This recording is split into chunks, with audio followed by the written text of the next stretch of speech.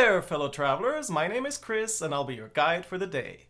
We're heading out in a city that was once known for its wine, then oranges and other citrus fruits, and eventually a mouse took over. So yeah, I'm taking you on a tour of Anaheim, California. I'll talk a little bit about the history, which is actually quite interesting, and highlight some places for you to go when you visit. Before we kick things off, please consider subscribing to my channel if you like to travel and enjoy learning about different destinations. I really appreciate it, and with that, we're gonna start the tour.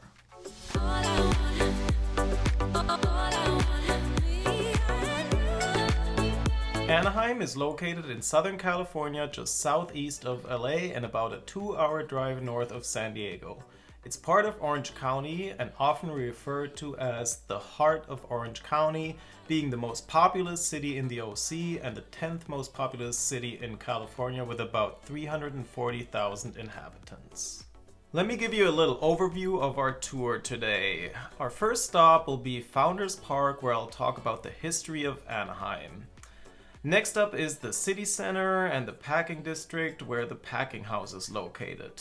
Definitely a place worth visiting for all you foodies out there. We continue to the Honda Center and Angel Stadium, and this is also where the ARTIC train station is located.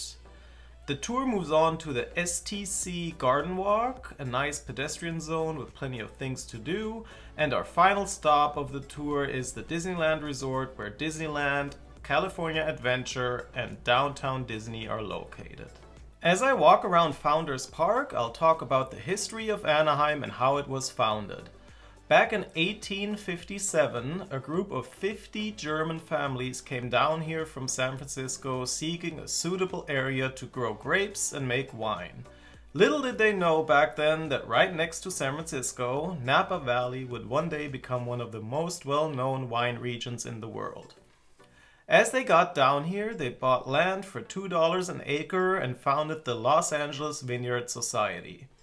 That same year, 1857, George Hansen, a Los Angeles surveyor, was hired as the superintendent of that vineyard society and built the Mother Colony House to live and work in.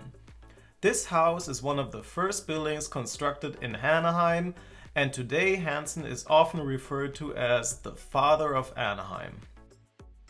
Now, why did they name this town Anaheim? Well, Ana refers to the nearby Santa Ana River, and Heim means home in German and is used at the end of many German cities as well. For 25 years, the area was the largest wine producer in California until 1884, when a disease infected the grapevines, and by the following years, the entire industry was destroyed. Other crops such as walnuts, chili peppers, lemons, and oranges filled the void. During Anaheim's citrus era in 1894, the Wölke Stoffelhaus was built. It's a Queen Anne architectural style house, which was part of the Victorian style architecture. Anaheim remained a largely agricultural community until Disneyland opened in 1955. This led to the construction of hotels, residential areas, and eventually changed Anaheim from being mainly agricultural to a predominantly tourism-based economy. If you want to visit Founders Park to dig a bit deeper into the history of Anaheim, please note that you can walk the grounds and read the info boards at any time, but the open house tours are currently only available on the first Saturday of each month between 9 a.m. and 12 p.m. On to our next stop of the tour. This part of Anaheim, the packing district, is home to the historic Anaheim Packing House, the Make Building, Packard Building, and Center Street Promenade. At the Center Street Promenade, you'll find several small businesses such as cafes, eateries, and boutiques. Center Street is also where the farmers market takes place every Thursday from 11 a.m. to 3 p.m., as well as seasonal art shows and street fairs. This street seems fairly quiet most of the time, and many of the eateries tend to close fairly early, which I don't quite understand because I feel like with all the lighting decorations, this could be a cool place to grab a dinner at night. But unfortunately, the eateries seem to mainly focus on lunch rather than dinner. so keep this in mind when you visit.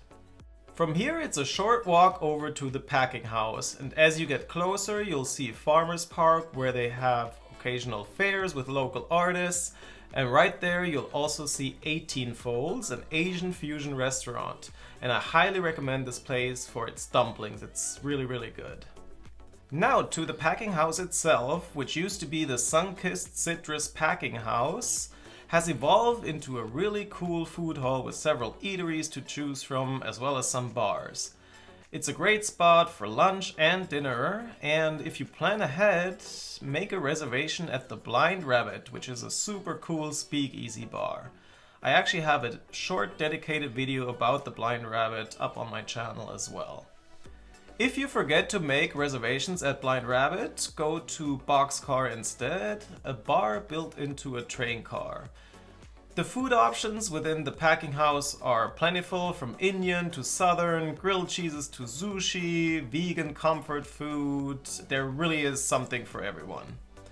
I'll leave the link for the packing house in the description down below, where you can also check the events calendar, because there's always something happening here. Alright, now on to my favorite part, the breweries. I mean, I am German after all. Across the street from the packing house is the Make building. Previously, this was a marmalade factory built in 1917.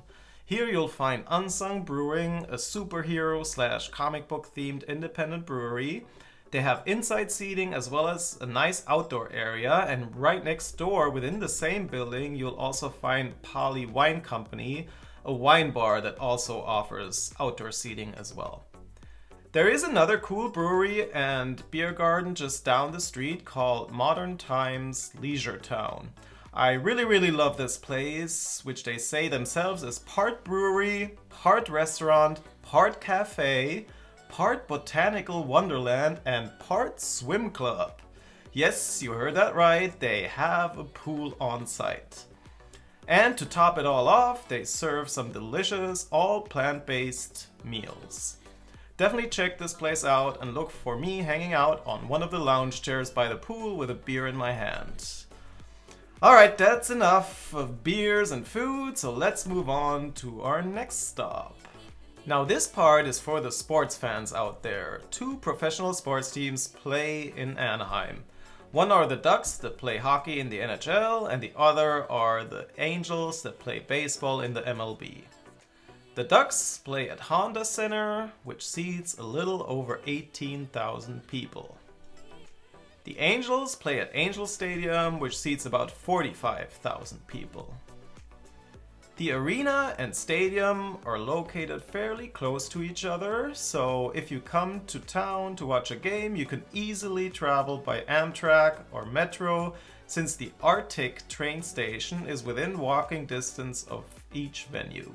There are also bus connections to get you to other areas of the city as well. I'll leave links in the description below that will help you plan your trip using public transportation. That wraps up this area, and we are on to our next stop. The Anaheim GardenWalk is located close to the Disneyland Resort and the numerous hotels surrounding the park. It's a pedestrian zone with many restaurants and bars like Bubba Gump, McCormick and Schmick's Grill, Fire and Ice Interactive Bar and Grill, House of Blues, and many more. And you'll also find some boutique shops and entertainment options like bowling, escape games, and nightclubs. This area is typically fairly quiet during the day, but gets lively on the weekends, and especially at nights and during the holidays. Alright, so let's walk over to the last stop of our tour. The Disneyland Resort area consists of two theme parks, Disneyland and Disney California Adventure Park, as well as Downtown Disney. Without getting into too much detail about the parks in this video, to quickly summarize, Disneyland is the original park that opened in 1955. Disney California Adventure Park, also referred to as DCA, is quite a bit younger and opened its doors in 2001. The parks are located right across from each other, and Disney offers park hopper tickets. In the same vicinity, you'll find Downtown Disney. In contrast to the theme parks, there is no admission fee to visit Downtown Disney. However, if you travel by car, there is a parking fee. I'll leave a link in the description below with the details on that.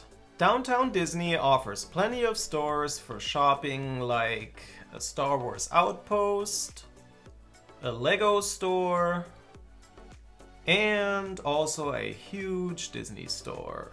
There are also plenty of restaurants to choose from, and if you're looking for pizza, I recommend Naples restaurant. I do like their pizza. It's a bit pricey, but it is good.